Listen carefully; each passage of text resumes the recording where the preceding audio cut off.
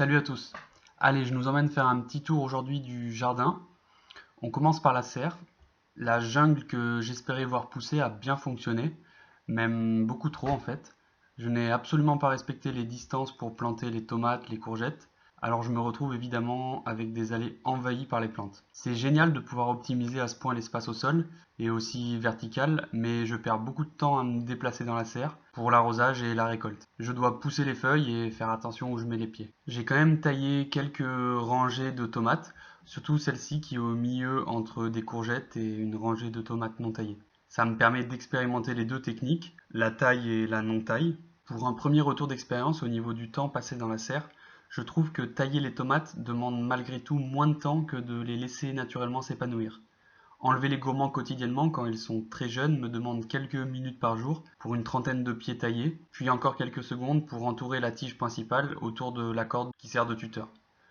Tandis que quand la plante n'est pas taillée, il faut la tutorer dans son ensemble, rassembler toutes les tiges, bref, c'est un peu galère. Pour la récolte, c'est plus compliqué aussi. Des tomates peuvent être coincées entre différentes tiges, on ne voit pas forcément les tomates mûres. Et pour circuler dans la serre, ça demande beaucoup de précautions pour ne pas casser certaines tiges.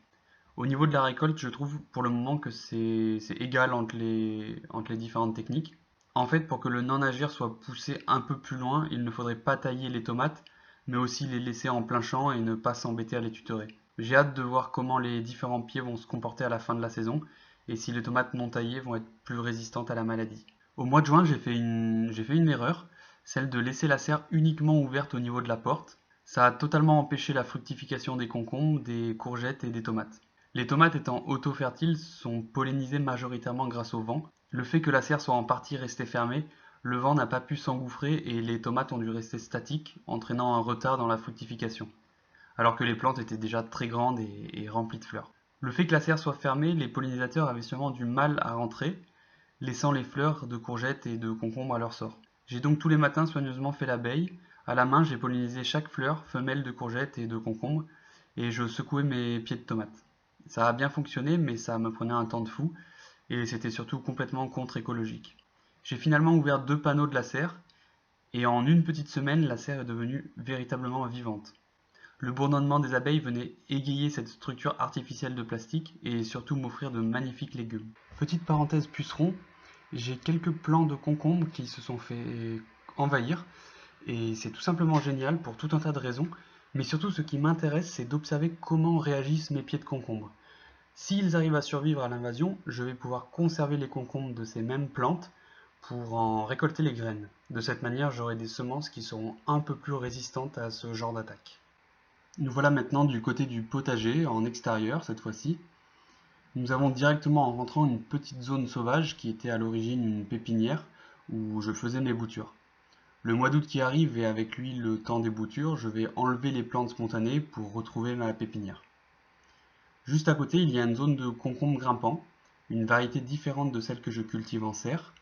J'ai laissé des chardons qui ont poussé spontanément pour servir de tuteur.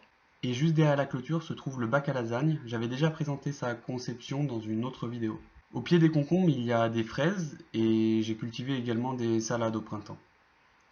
Derrière se trouve une autre planche avec quelques chardons-maries qu'on m'a donnés. Je ne les ai pas touchés car je compte récupérer le maximum de graines de ces 3 pieds, non pas pour régénérer un foie malade, mais pour avoir le plus de semences à planter l'année prochaine, avec une bonne diversité génétique. Puis nous avons une belle arroche, j'avais déjà parlé de cette plante que je trouve exceptionnelle dans une vidéo sur mes semis. Ici c'est la variété verte, c'est une variété ancienne, rustique, qui a une croissance plutôt rapide. Elle a été laissée un peu de côté dans les jardins au profit de variétés plus colorées comme les arroches violettes, fuchsia ou rouges. On a ensuite la laitue Batavia Gloire du Dauphiné qui est montée en graines, encore un concombre derrière et une dizaine de pieds de tomates. Il y a également sur cette planche des haricots aram kilomètres, encore jeunes, et des laitues qui sont toutes jeunes aussi. Puis la zone se termine par les haricots aram. Derrière cette zone, nous avons un bac de culture que j'avais fait il y a quelques années de ça, avec des planches de récup. Je l'avais rempli façon culture en lasagne. La terre y est donc très très riche. Cette année, j'y cultive une table de haricots nains mange-tout.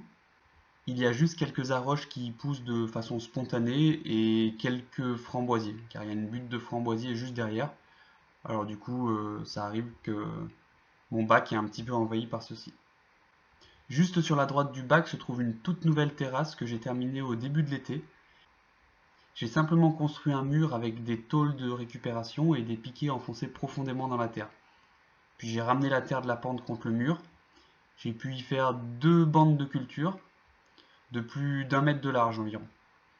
Pour cette première année, j'ai installé des fraises, des aubergines, beaucoup de blettes, beaucoup trop même, une cinquantaine de plants.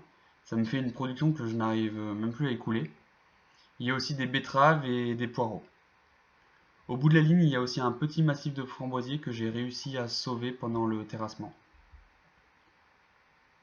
Sur l'autre planche parallèle, j'ai un mix de différents curcubitacées. J'ai des choux également, et encore des blettes et des jeunes poireaux. Sur la planche en contrebas de la terrasse, je cultive une table de haricots, des tomates, une superbe tanésie installée depuis plusieurs années maintenant. Apparemment, on peut faire du purin avec cette plante qui servirait d'insecticide. Bon, moi je l'apprécie surtout à l'inverse pour son côté mellifère et décoratif. Il y a aussi de la consoude. Je suis en train d'en installer à l'extrémité de chaque planche de culture. Ça me permet d'avoir un excellent mulch toujours à portée de main. On a encore des haricots, des fraises, et là on arrive sur des superbes amarantes qui ont poussé complètement spontanément. Au niveau de la nutrition, c'est sûrement avec l'ortie la grande gagnante de mon jardin.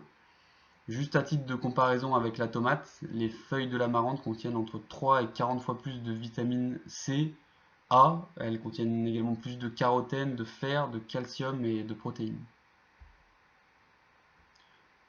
On descend encore d'un étage pour découvrir une planche sur laquelle je cultive depuis maintenant 4 ans. Donc c'est ici que j'ai commencé ce potager. J'y ai apporté beaucoup de matière organique. Alors c'est sur cette planche que je constate la plus grande amélioration du sol. Cette année, j'ai construit une structure en bambou sur laquelle j'y ai fait pendre des cordelettes afin d'y entourer les tomates et ainsi gagner de la place au sol. Comme au début de chacune de mes planches, j'y cultive de la consoude. Celle-ci a particulièrement explosé. J'ai également un pied de courgette, une rangée de choux brocolis romanesco que j'ai planté en quinconce pour mieux utiliser l'espace. Mais bon, avec la grêle, les vents violents et la canicule du mois de juillet, ils n'ont pas formé de beaux brocolis et ils commencent malheureusement à monter en graines. Au milieu des choux, j'ai laissé les laitues Batavia du printemps monter en graines également. Sur l'autre côté de la planche, donc derrière les tomates, il y a un semis de carottes que j'avais fait au printemps et dans laquelle se mêlent des semis spontanés. Donc il y a du pavot, il y a des orties, il y a de la roche également. Et on termine cette petite visite sur la dernière planche, celle qui est accolée à la serre. Il y a 4 ans, j'avais fait ici une butte auto-fertile, c'est-à-dire j'avais enterré du bois en décomposition et j'avais recouvert d'une espèce de lasagne. La structure du sol s'est nettement améliorée, mais il y a un gros inconvénient. Les râteaux-pieds se sont installés et la culture de plantes annuelle devient infaisable. Pour limiter l'invasion, je n'ai pas mis de mulch sur cette planche cette saison et j'y cultive plutôt des plantes vivaces comme un noisetier et un petit bosquet de framboisiers remontants.